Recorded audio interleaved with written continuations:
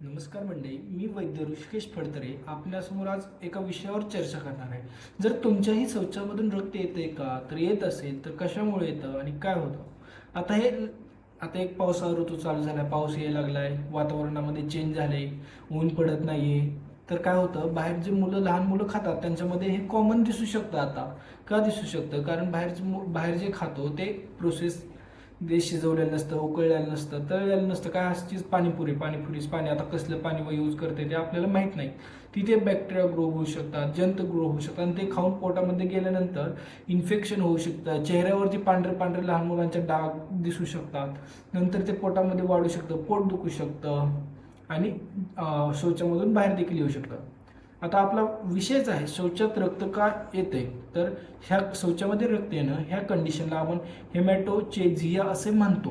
आता शौचात रक्त येतं म्हणजे शौच करताना किंवा शौचानंतर लाल किंवा काळसर रक्त दिसणे हे स्वतःमध्ये आजार नाही. हे काय आहे, एखाद्या मोठ्या आजाराचं लक्षण आहे. आता याची कारणे काय आहेत.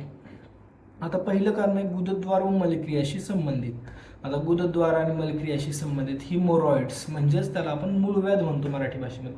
हे काय आहे, सर्वात सामान्य कारण आहे का मूळव्याध झाला तिथून रक्त येणार, वेदना होणार. आता ॲनल फिशर म्हणजे काय, गुदद्वाराला भेगा पडतात. आता भेगा काय पडतात, कारण तुम्हाला जर कॉन्स्टिपेशन झालं असेल, कॉन्स्टिपेशन म्हणजे 2-3 दिवस जर शौचाला गेला नसाल तुम्ही आणि त्याच्यामुळे तुमच्या तिथं जर शौचक्रिया करताना जास्त त्रास देत असाल, तुम्ही ताण पडत असेल तिथं, तर त्याला भेगा पडू शकते, ते फाटू शकतं. नंतर ॲनल फिस्टुला ही देखील एक कंडिशन आहे ज्याच्यामुळे दुखापत होते आणि त्याच्यामुळे रक्त येऊ शकतं. अजून दुसरं काय कारण आहे, गुदद्वाराला दुखापत झाली. आता दुखापत झाली कशामुळे, दुखापत कॉन्स्टिपेशन म्हणजे 2-3 दिवस जर तुम्ही शौच करायला नाही गेला तर त्याच्यामुळे देखील होऊ शकतं. आता वेगवेगळ्या आतड्यांच्या आजारामध्ये देखील होऊ शकतं. आता आतड्यांचा आजार का होऊ शकतो, आतड्यांचे आजार कोणते कोणते आहेत, तर इन्फ्लॅमेटरी बाउल डिसीज, त्यालाच काय म्हणतात IBS, इन्फ्लॅमेटरी बाउल डिसीज. नंतर ulcerative colitis, Crohn's disease, diverticular disease, आतड्यातील संसर्ग म्हणजे आतड्यातील संसर्ग मी सांगितलं होतं पहिल्यांदाच व्हिडिओच्या. पावसाळ्यामध्ये होऊ शकते जास्त बॅक्टेरियाचा किंवा विषाणूचा किंवा एखाद्या परजीवीचा.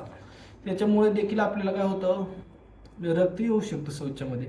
आता ह्याच्यासाठी काय वेगवेगळी कारणे आहेत, ती कारणे आपण सांगितली. आता गंभीर कारणे कोणती आहेत, तर कोलोरेक्टल कॅन्सर म्हणजे कॅन्सर देखील असू शकतो. आतड्यातील पॉलिप्स म्हणजे आतड्यामध्ये वेगवेगळ्या गाठी झाल्या त्याच्यामुळे देखील होऊ शकतं आणि इश्चेमिक कोलायटिसमुळे देखील होऊ शकतं. इतर कारणे कुठली आहेत, जी नॉर्मलता असू शकते. बद्धकोष्ठता म्हणजे पोट नीट साफ होत नाही, संडास अशी विष्ठा अशी घट्ट होते त्याच्यामुळे देखील होऊ शकतं. रक्त पातळ करणारी औषधे खात असाल, ज्यांना कोरोनरी आर्टरी डिसीज झाला म्हणजे एखादं ऑपरेशन केलंय, ज्यांच्यामध्ये स्टेंट टाकला म्हणजे कसं, एखादा हार्ट अटॅक आला, हार्ट अटॅक कशामुळे येतो, ज्याच्यामध्ये ब्लॉकेज झाला आणि ती ब्लॉकेज काढण्यासाठी आपल्याला स्टंट टाकला येतं आणि त्याच्यासाठी आपल्याला वेगवेगळ्या गोळ्या चालू आहेत, रक्त पातळ करायची औषधं चालू आहेत. त्या औषधामुळे काय होऊ शकतं, जर जास्त प्रमाणात वेळेवर डॉक्टरांशी विचारून न औषधं खाल्ल्यामुळे जास्त ताण पडून जास्त हे होऊ शकतं, जास्त काय होऊ शकतं, रक्त पातळ होऊ शकतं, एखादी विजा होऊ शकते आणि रक्त बाहेर पडू शकतं. नंतर किरणोत्सर्गानंतर होणारी जळजळ म्हणजे कसं, रेडिएशन. आता रेडिएशनमुळे होऊ शकतं. एखाद्याला कॅन्सर झाला होता, त्यांनी कॅन्सरची ट्रीटमेंट घेतली, रेडिओथेरपी ट्रीटमेंट घेतली आणि त्या ट्रीटमेंट नंतर काय होऊ शकतं, जळजळ होऊ शकते पोटामध्ये, रक्त देखील बाहेर येऊ शकतं, पण हे क्वचितच होतं. आता हे रोग कसा होतो माणसाला, रक्त बाहेर काय होतं, रक्त येण्याच्या मुख्यतः 3 प्रक्रिया असतात म्हणजे. आता 3 प्रक्रिया कुठल्या, रक्तवाहिनी फुगते किंवा फुटणे. आता आपण रक्तवाहिन्या कशा फुगतात किंवा फुटतात. आता पाईपलाईन आपण पाईप बघतो, पाईपामधून पाणी जात असेल, जर ती फुटली तर पाईप फुटला तर पाणी बाहेर येणार. तसंच आपल्या शरीरामध्ये रक्तवाहिन्या असतात आणि त्याच्यातून रक्त जातं. आता जर ते रक्तवाहिनीला इजा झाली, ती फुटली तर त्या आतमधून रक्त जाणार, ते बाहेर येणारच ना. म्हणजे हे कशामुळे होतं, मूळव्याधासारखे. एक्झाम्पल मूळव्याध, उदाहरणार्थ मूळव्याधामध्ये हे असं होतं किंवा वेगवेगळ्या गुदद्वार किंवा आतच्या आतील आवरणाला जखम झाली, भेगा पडल्या, आतमध्ये जरी फुटले तरी पण रक्त येणार आणि ते रक्त वरून खाली येतं. आता जर समजा तुमच्या लहान आतड्याला जखम झाली, ते काय असतं, पहिल्यांदा लहान आतडे, परत मोठं आतडे, नंतर गुदद्वार असतं. पण एकदम लहान आतडे काय वरती, जर त्याला इजा झाली तर तुमचं रक्त तिथून येत असताना, विष्ट्याबरोबर येत असताना ते काळसर होणार कारण जास्त लाल राहणार नाही, कारण ते पोटामध्ये जास्त वेळ थांबलेलं असणार, त्याच्यामुळे ते काळसर होणार. पण जर समजा तुमच्या मोठ्या आतड्याला जखम झालेली असेल किंवा गुदद्वाराच्या वरती एक रेक्टम म्हणून पार्ट असतो त्याला जर जखम झाली असेल तर ब्राईट रेड कलरचं तुमचं रक्त असू शकतं विष्ठेमध्ये. आता ह्याच्यामध्ये काय होतं, गुदद्वार किंवा आतड्या आवरणाला जखम झाली असेल, त्याला भेग पडली असेल तर होऊ शकते. अजून कशामध्ये होऊ शकतो, संसर्ग असला तुम्हाला एखादा कशा संसर्ग झाला, संसर्गिक रोग, दाह असेल म्हणजे, किंवा वेगवेगळे अल्सर असतील किंवा कर्करोग म्हणजेच कॅन्सर, त्याच्यामुळे देखील रक्तस्राव होत असेल तर वेळेस तुम्ही ओळखून घेतलं पाहिजे. आता ह्याच्यात मी काय कारण सांगितले, कशामुळे होतात, काय तुम्हाला ह्यातील कोणतं कारण आहे का, जर कारण नसेल तर आपल्याला कशामुळे झालं असेल तर तुम्ही ते वेळेत ओळखलं पाहिजे. जर ओळखलं तुम्ही बरोबर आणि ह्याच्यामध्ये टेन्शन घेण्यासारखं काही नाही, वेळेवर डॉक्टरकडे गेला तर लवकरात लवकर नीट देखील होऊ शकते.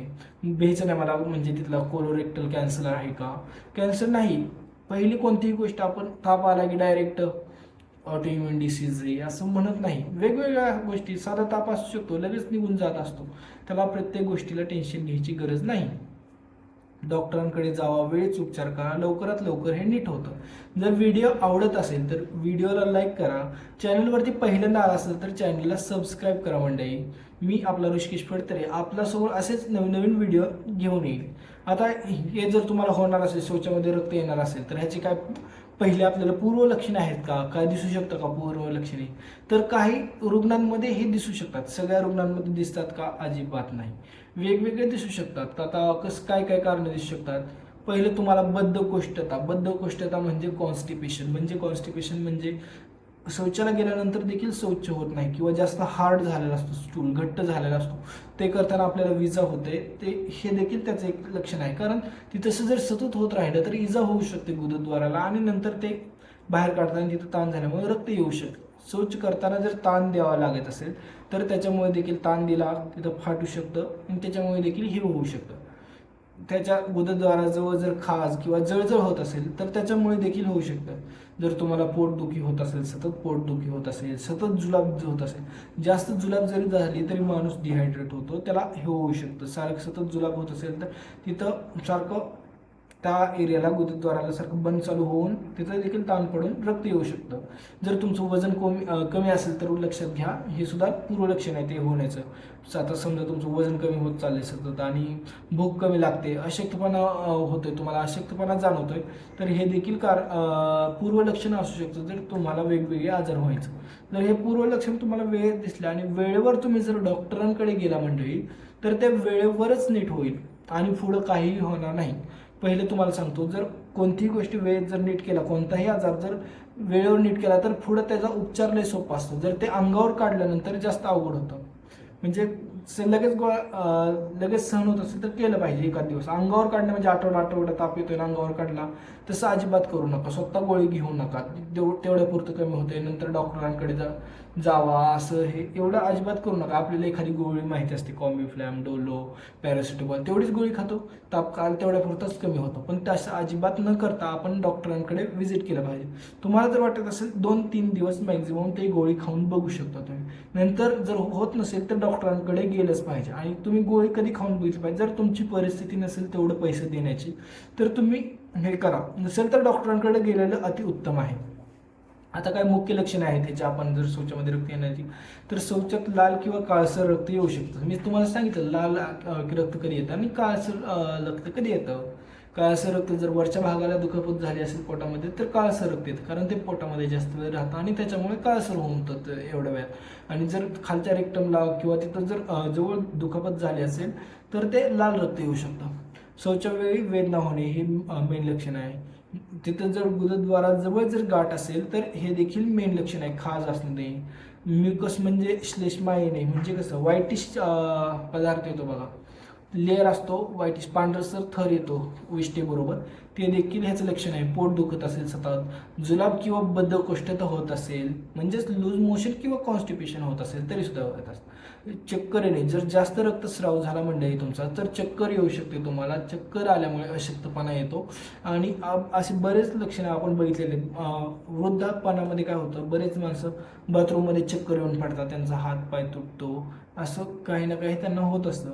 त्याच्यामुळे त्यांची विशेष काळजी घेतली पाहिजे वृद्धांनी तर. कारण काय होतं त्यांच्याकडे आता ह्या वयामध्ये त्यांच्या शरीराची ताकद कमी झालेली असते, त्याच्यामुळे त्यांच्याकडे लक्ष दिलं पाहिजे. आणि ते माणसं काय करतात, स्वतःच्या अंगावर काढतात. आता एवढे गोष्ट कशाला सांगायची, कधी तर होतं ते सहन होईल, पण ते वृद्धापणामध्ये काय होतं, त्यांच्या शरीरामध्ये तेवढी ताकद नसते, त्याच्यामुळे ते काय काय वेळी सहन होतं पण काही वेळी सहन होत नाही. म्हणून तुम्ही जर वृद्ध असाल, तुम्ही जर वृद्ध म्हणजे 60च्या वर्षाच्या वरती असाल आणि जर व्हिडिओ बघत असाल तर तुम्हाला काही त्रास होत असेल तर आपल्या ह्यांना मुलांना लगेच वेळेच्या वेळेवर कळवा. तुम्हाला काही त्रास होत असेल काही त्रास होत असेल वेळेच्या वेळेला कळवा. आता तुम्ही ह्याचं निदान कसं कराल, तुम्ही निदान मग कसं करायचा तर डॉक्टर काय करेल, तुमचा इतिहास की म्हणजे तुमचा रक्ताचा रंग विचारेल, की ते रक्ताचा रंग कसा काळसर आहे का ते लक्ष ठेवून तुम्ही जर बघा किती प्रमाणात रक्त येतं, म्हणजे 1-2 थेंब येते का जास्त येते, नंतर वेदना होतात का, वजन कमी झालं आहे का, तुम्ही कोणती औषधं खाताय का, दुसरी औषधं गोळ्या कोणत्या खाताय का, त्या गोळ्या कोणत्या आहेत ते विचारू शकतं. विष्ठेमध्ये अजून जंत वगैरे तुम्हाला कधी दिसलंय का काय हे विचारू शकतं डॉक्टर. अजून शारीरिक तपासणी करताना काय डॉक्टर काय गुदद्वाराची तपासणी करू शकतो. अजून डिजिटल रेक्टल एक्झामिनेशन म्हणून एक टेस्ट असते ते करू शकतो, डिजिटली बघू शकतो ते. आता तपासण्या कोणत्या करू शकतं, रक्त चेक करू शकतो तुमचं डॉक्टर. आता रक्तामध्ये काय पूर्ण रक्त चेक करू शकतो. पूर्ण रक्त चेक म्हणजे CBC कम्प्लीट ब्लड काउंट. ही काय महाग नाही, 300 रुपयेपर्यंत होते हे. पूर्ण रक्त चेक म्हणजे सगळंच असं नाही आहे, त्या रक्तामध्ये एकाच टेस्टमध्ये सगळं होऊन जातं. नंतर काय स्टूल रुटीन एक्झामिनेशन करू शकतो, म्हणजे तुमची विष्ठेची टेस्ट करू शकतो काय आहे का त्याच्यात स्टूल. परत काय करू शकतो, कोॲग्युलेशन प्रोफाईल, जर हृदयाचा त्रास असेल तुम्हाला तर गरजेनुसार ही टेस्ट करेल. कोलॉनोस्कोपी करू शकतो जर त्याला गरज वाटली डॉक्टरांना तर. ते एवढ्या जास्त टेस्ट करतात म्हणून डॉक्टरांकडे जायचं अजिबात टाळायचं नाही. डॉक्टर योग्य वेळेवर योग्य निदान करतो. नंतर CT स्कॅन किंवा MRI करू शकतो, कारण विशिष्ट परिस्थितीमध्ये, हे सगळ्या परिस्थितीत नाही. बायोप्सी करू शकतो. बायोप्सी कधी करू शकतो, बायोप्सी म्हणजे एखादी गाठ वगैरे आढळली तर ती कॅन्सरची तर गाठ नाही ना, कोणती गाठ आहे वगैरे ते जाणून घेण्यासाठी बायोप्सी करू शकतो. ही एवढ्या सगळ्या टेस्ट आहेत, एवढ्या सगळ्या टेस्ट सांगितल्या सगळ्याच डॉक्टर करायला असं नाही. तुमच्या सिच्युएशननुसार म्हणजे तुमची कंडिशननुसार त्याला जो योग्य वाटेल ती टेस्ट डॉक्टर करेल. कोणत्या डॉक्टरांकडे गेलं पाहिजे, आता मेन गोष्ट, आता कोणता पण डॉक्टर त्याच्याकडे जावं का अजिबात नाही. त्या ह्याच्यामध्ये स्पेशल जे डॉक्टर आहे त्याच्यामध्ये गेलं पाहिजे. तुम्ही ह्या कंडिशनसाठी जनरल फिजिशियन म्हणून एक डॉक्टर असतो त्याच्याकडे जाऊ शकता. जनरल सर्जन म्हणून एक डॉक्टर असतो त्याच्याकडे जाऊ शकता. अजून गॅस्ट्रोएंटेरोलॉजिस्ट म्हणून एक डॉक्टर असतो, म्हणजे ते पोटाचं इंटेस्टाईन्स आतड्यांचं डॉक्टर स्पेशालिस्ट असतो, त्याच्याकडे जाऊ शकता. आता डॉक्टरांकडे गेले पाहिजे. तातडीने कधी डॉक्टरांकडे जावं, मी तुम्हाला हे सांगतो. खूप रक्तस्राव होत असेल, काळी किंवा डांबरासारखी विष्ठा होत असेल, आता डांबर रस्त्यावर पडला त्याच्यासारखी जर विष्ठा होत असेल तर तुम्ही डॉक्टरांकडे गेलं पाहिजे. चक्कर येणे किंवा बेशुद्ध पडणे हे होत असेल तर तुम्ही डॉक्टरांकडे त्वरित गेलं पाहिजे. खूप जास्त पोटामध्ये दुखत असेल, सतत रक्त येत असेल, तापासह रक्तयुक्त जुलाब होत असेल तर डॉक्टरांकडे गेलं पाहिजे. वजन जर झपाट्याने कमी होत असेल तर डॉक्टरांकडे, म्हणजे ह्या आठवड्यात तुमचे वजन आहे 60 किलो आणि पुढच्या आठवड्यात लगेच 55 किलो झालं, त्याच्या पुढच्या आठवड्यात 52 किलो, असं लगेच वजन कमी होत असेल तर डॉक्टरांकडे त्वरित जाणे गरजेचं आहे. आता हे सगळं झालं. आता जर तुम्हाला हे कळलं असेल, आता तुम्ही आहार काय खाऊ शकता ह्याच्यामध्ये, तर आहार काय केला पाहिजे तुम्ही. पहिली मेन गोष्ट, तुम्ही भरपूर पाणी पिया. भरपूर म्हणजे अति पण पेज नाही, कोणतीही गोष्ट अति झाली तर ती चुकीचीच असते. भरपूर पाणी पिया. फायबरयुक्त आहार खा, म्हणजे फायबर असलं पाहिजे, म्हणजे कसं फळे खाल्ले पाहिजेत, पालेभाज्या खाल्ल्या पाहिजेत, संपूर्ण धान्य खाल्लं पाहिजे. मग आता फळे म्हणजे जर तुम्हाला शुगर असेल तर गोड फळे जास्त खाऊ नका, आंबे जास्त खाऊ नका. आंब्यामध्ये असतं लेकिन प्रमाणात खावा, कोणतीही गोष्टी जास्त करू नका. मधुमेह शुगर असेल तर गोड फळे जास्त खाऊ नका. हिरव्या पालेभाज्या खा, फळे खा जास्त, पण कोणतीही जास्त खायची नाही. आता हिरव्या पालेभाज्या खा, नंतर ताक खावा. ताकसुद्धा चांगलं आहे शरीरासाठी. दही जर डॉक्टरांनी मनाई केली नसेल तर दही देखील खाऊ शकता, पण दही शक्यतो रात्री खाऊच नका. दुपारी खावा. जास्त उन्हाळ्यामध्ये दही खायचं टाळा तुम्ही. आता तिखट, तेलकट अजिबात खाऊ नका. अतिप्रक्रिया केलेलं म्हणजे प्रोसेस्ड फूड असेल तर ते अजिबात खाऊ नका. बद्धकोष्ठता असेल तर ती टाळावी म्हणजे काय ते योग्य ते उपचार त्वरित घ्यावे. म्हणजे जर तुमची जर विष्ठा बाहेर निघत नसेल, त्रास होत असेल तर लवकर डॉक्टरांना भेटा आणि लवकरच उपाय केला तर पुढची ही सिच्युएशन येणार नाही मंडळी. आता महत्त्वाची सूचना सांगतो तुम्हाला. शौचात रक्त येणे म्हणजे नेहमीच मूळव्याध असतो का? तर अजिबात नाही. विशेषतः 45 वर्षावरील व्यक्तींमध्ये वारंवार रक्त येत असल्यास, वजन कमी होत असल्यास किंवा अशक्तपणा असल्यास गंभीर कारणे जसे की कोलोरेक्टल कॅन्सर देखील तपासणे आवश्यक असते. तोच असेल असं आहे का? अजिबात नाही, पण त्याची देखील शक्यता आहे. त्यामुळे योग्य वैद्यकीय तपासणी करूनच निदान करावे. जर व्हिडिओ आवडला तर व्हिडिओला लाईक करा. जर चॅनलवरती पहिल्यांदा आला असेल तर चॅनलला सबस्क्राईब करा मंडळी. आणि जर तुम्हाला काही या विषयावरती डाऊट असतील किंवा काही विचारायचं असेल तर तुम्ही कमेंट नक्की करा मंडळी. धन्यवाद. थँक्यू.